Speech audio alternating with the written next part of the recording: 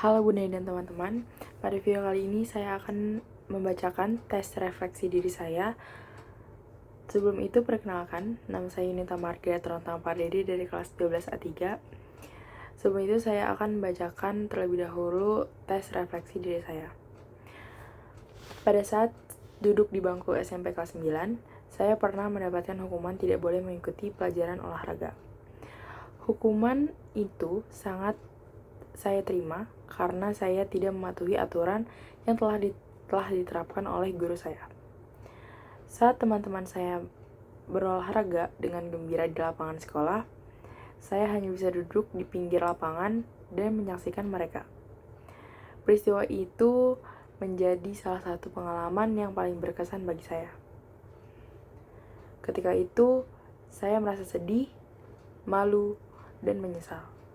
Melihat teman-teman beraktivitas dengan semangat, saya merasa kehilangan kesempatan untuk ikut bergerak dan belajar bersama mereka. Rasa kecewa juga muncul karena saya menyadari kesalahan saya sendiri yang menyebabkan hukuman itu dijatuhkan.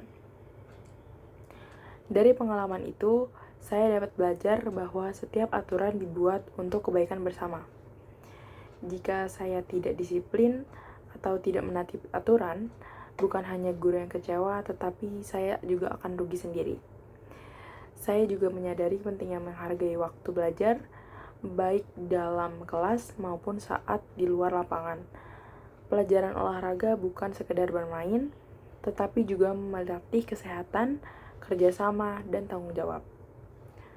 Kedepannya, saya akan bertekad untuk lebih disiplin menaati aturan dan menghargai kesempatan belajar.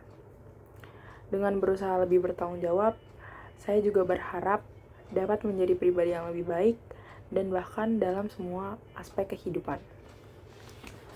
Oke, setelah saya membaca tes refleksi saya akan membacakan hasil dari struktur teks refleksi dan ciri kebahasan teks refleksi yang telah saya buat.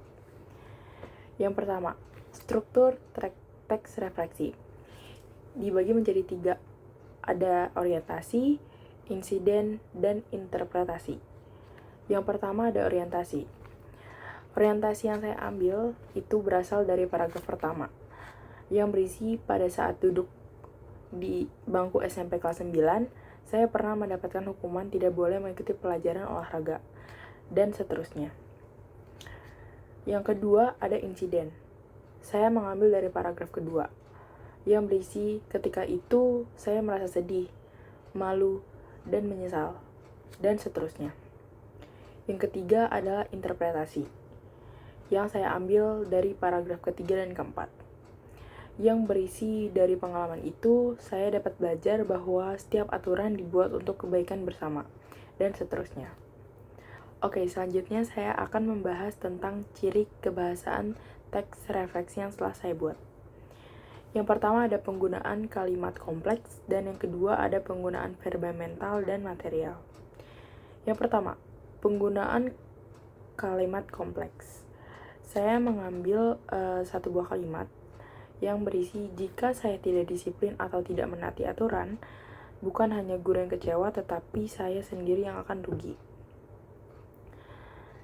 Dari kalimat ini, saya akan mendeskripsikan satu persatu masuk ke dalam mana kata-kata tersebut, di antara subjek, predikat, objek, atau keterangan. Yang pertama, jika saya tidak disiplin atau tidak menaati aturan. Jika masuk ke dalam konjungsi, saya masuk ke dalam subjek, tidak disiplin atau tidak menaati masuk ke dalam predikat, aturan masuk ke dalam objek. Bukan hanya guru yang kecewa, tetapi saya sendiri. Bukan hanya masuk ke dalam keterangan, guru masuk ke dalam subjek, yang masuk ke dalam konjungsi, kecewa masuk ke dalam predikat. Tetapi masuk ke dalam konjungsi, saya sendiri masuk ke dalam subjek, yang akan rugi, yang masuk ke dalam konjungsi, dan yang terakhir adalah akan rugi masuk ke dalam predikat. Yang kedua adalah penggunaan kata verba mental dan material. Verba mental saya mengambil dari paragraf kedua, yaitu berisi saya merasa sedih, malu, dan menyesal. Verba mental dari kalimat tersebut adalah kata merasa. Dan verba material yang saya ambil berasal dari paragraf pertama yang berisi saya tidak mematuhi aturan yang telah ditetapkan oleh guru. Dari kalimat tersebut, kata verba material adalah mematuhi. Sekian tugas teks refleksi yang telah saya buat. Kurang lebihnya mohon maaf. Terima kasih.